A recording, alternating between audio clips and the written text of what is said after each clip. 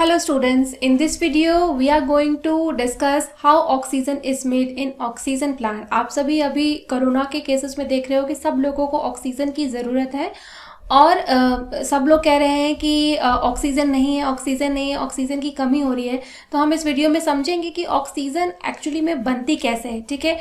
और बहुत सारे आप पैम्पलेट्स भी सर्कुलेट होते हुए देख रहे होगे सोशल मीडिया पे कि पेड़ लगाइए, इससे ऑक्सीजन बनती है, ठीक है।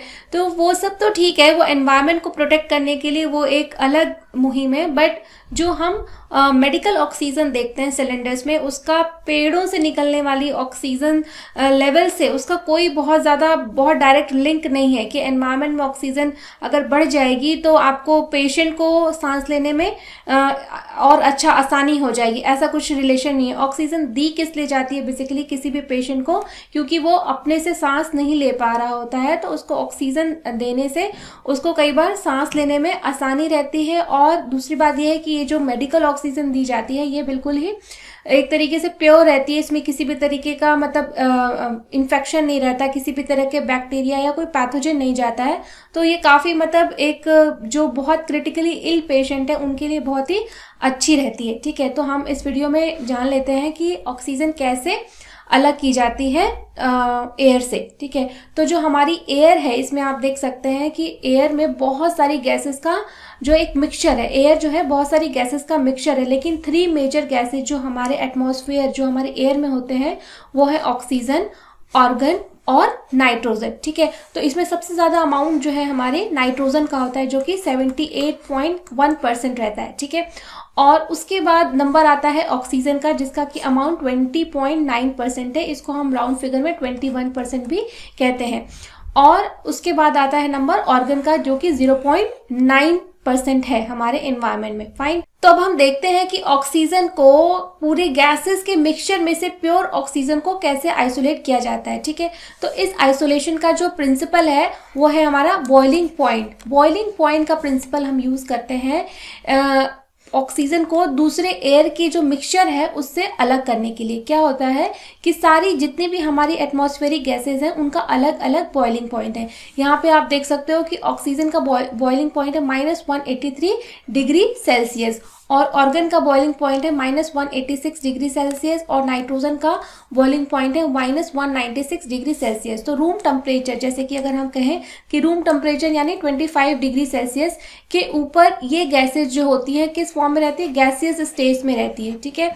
तो अगर हमको सबसे पहले क्या करना होता है, इनको हमको सबसे पहले कूल करना होता है, इनका टेम्परेचर कम करके इनको जो है लिक्विड स्टेट में लाना होता है, ठीक है। अगर हम इनको लिक्विड स्टेट में लाएं तो 25 डिग्री पे ये गैसेस स्टेट में एग्जिस्ट करती हैं, तो लिक्विड स्टेट में लाने के लिए हमको इनको बहुत ज़्यादा ठंडा करना पड़ता है, ठीक है। नियरली -200 डिग्री सेल्सियस को हम ठंडा करते हैं, इतने टेम्परेचर पे ला करके ठंडा करते हैं। तो ये अपना स्टेट जो गैसियस स्टेट है उसको छोड़ करके ये लिक्विड स्टेट में आ जाती हैं, ठीक है। और फिर क्या करते हैं, हम धीरे धीरे इसको गर्म करना शुरू करते हैं। -200 से 199 डिग्री सेल्सियस पे आता है, फिर उसके बाद ये 198 पे आता है, ठीक है। फिर 196 पे आएगा। तो जब 196 पे आएगा तो ऑर्गन और ऑक्सीजन जो है वो गैसेस नहीं इवेपोरेट होंगी, वो गैसेस अपने लिक्विड स्टेट में ही रहेंगी। लेकिन 196 डिग्री जैसे ही रीच करेगा जो नाइट्रोजन है वो वापस लिक्विड से गैसेस स्टेट में बदल जाएगा, क्योंकि उसका बॉइलिंग पॉइंट रीच कर जाएगा, ठीक है। अब जो भी नाइट्रोजन हमारी गैसेस स्टेट में जाएगी उसको हम एक सिलेंडर में भर लेंगे, और हमने अपने मिक्सचर से नाइट्रोजन को अलग कर दिया।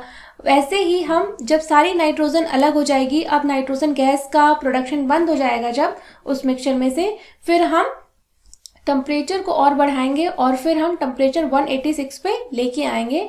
186 पे आते ही ऑर्गन गैस जो है उस मिक्सचर से अलग हो जाएगी, इवेपोरेट हो जाएगी, और हमारे पास बचेगी ऑक्सीजन जो कि लिक्विड स्टेट में, चाहे तो हम इसे एज इट इज यूज कर सकते हैं, लिक्विड स्टेट में ट्रांसपोर्ट कर सकते हैं, या उसको भी हम 183 डिग्री पे ला करके जो है वो हम उसको गैसेस स्टेट में ला सकते हैं। तो यहाँ पे एक ब्रीफ पिक्चोरियल अगर स्टेप वाइज प्रोसेस देखना चाहें तो हम एयर लेते हैं, एयर को हम कंप्रेस करते हैं। कंप्रेस मतलब बहुत ज्यादा उसको प्रेशर देते हैं, दबाते हैं, ठीक है। Compressed and cooled by increasing pressure, pressure लगा के उसको कंप्रेस, एयर के मॉलिक्यूल्स को बिल्कुल पास पास ले आते हैं और उसका टेम्परेचर बहुत ज़्यादा कम कर देते हैं, डिक्रीज कर देते हैं, एकदम ठंडा करते हैं, नियरली -200 डिग्री सेल्सियस तक ठंडा कर देते हैं। तो जो एयर है वो लिक्विड में बदल जाती है, अपना स्टेट चेंज कर लेती है, लिक्विड से गैसेस से वो लिक्विड में आ जाती है।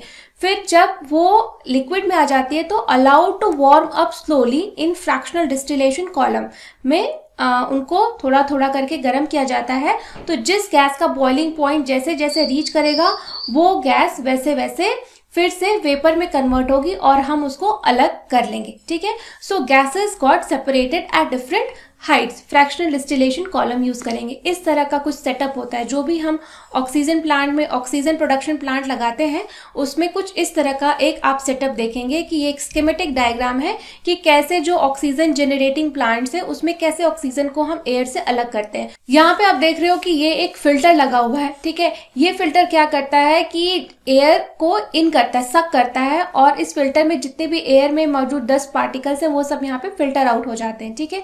फिर प्योर एयर अंदर जाती है जिसको कि हम एयर अंडर प्रेशर, यहाँ पे हाई प्रेशर देते हैं और प्रेशर देने की वजह से थोड़ा सा एयर का टेम्परेचर भी बढ़ता है, ठीक है। तो हॉट एयर इस पाइप से इस चैम्बर में आता है, ठीक है। ये जो चैम्बर होता है ये यहाँ पे फ्रीजिंग कोल्ड वाटर, बहुत ठंडा पानी, बहुत ही ज्यादा ठंडा पानी इस पाइप के अंदर दौड़ रहा होता है, ठीक है। और जब एयर इस चैम्बर में आएगी तो इस चैम्बर में एयर जो है इस पाइप के अराउंड घूमेगी, ठीक है। तो जब इस पाइप के अराउंड घूमेगी तो एयर भी कूल होना शुरू हो जाएगी, ठीक है। ये ऑरेंज यानी हीटेड है और ये एयर यहाँ पे ब्लू जो दिख रहा है ये कूल एयर का है। तो एयर इस पाइप के जिसमें कि बहुत ठंडा पानी दौड़ रहा है उसके कांटेक्ट में आके ठंडी हो जाएगी और फिर आगे बढ़ेगी कोल्ड कंप्रेस्ड एयर। यहाँ पे आप देख सकते हो ना रूट दिया गया है एयर का। इसके बाद क्या होगा तो कोल्ड और कंप्रेस्ड एयर इस चैम्बर में आएगी जिसको कि हम सेपरेटर कहते हैं, ठीक है। तो एयर काफी हद तक कूल हो चुकी होती है तो लगभग उसका टेम्परेचर मान लीजिए कि 70 डिग्री सेल्सियस तक पहुंच गया होता है, -70 डिग्री, -70 मतलब 0 से भी नीचे, 0 से 70 नीचे। तो जो हमारा कार्बन डाइऑक्साइड होता है उसका जो बॉइलिंग पॉइंट होता है उसका लगभग 68 डिग्री सेल्सियस बॉइलिंग पॉइंट होता है। तो 68 डिग्री सेल्सियस पे जो हमारा एयर का मिक्सचर है उसमें से कार्बन डाइऑक्साइड हमारे इन्वायरमेंट में 0.033% एग्जिस्ट करती है। तो इस टेम्परेचर पे आते ही कार्बन डाइऑक्साइड गैस जो है वो डायरेक्ट जो है ड्राई आइस के फॉर्म में निकल जाएगी बाहर, ठीक है। Carbon dioxide out as dry ice, okay. और उसके बाद जो है हमारी एयर फिर से आगे बढ़ेगी और हम इसको और ज्यादा ठंडा करेंगे, ठीक है। और ज्यादा ठंडा करेंगे, लगभग यहाँ पे ये ठंडा होते होते 200 डिग्री -200 डिग्री सेल्सियस तक आ गया टेम्परेचर यहाँ पे। और जो एयर थी वो पूरी की पूरी अब लिक्विड स्टेट में आ गई, ठीक है। यहाँ पे देखिए लिक्विड एयर लिखा है। फिर हम लिक्विड एयर को एक्सपेंशन जेट में डालेंगे। एक्सपेंशन जेट में क्या होता है कि यहाँ पे टेम्परेचर थोड़ा थोड़ा धीमे धीमे करके बढ़ता जाता है, ठीक है। और कई बार मतलब ऐसा भी होता है कि जब हम कोल्ड और कंप्रेस्ड एयर को जब हम थोड़ा सा एक्सपेंड करते हैं तो उसका टेम्परेचर और ज्यादा ड्रॉप होता है, ठीक है।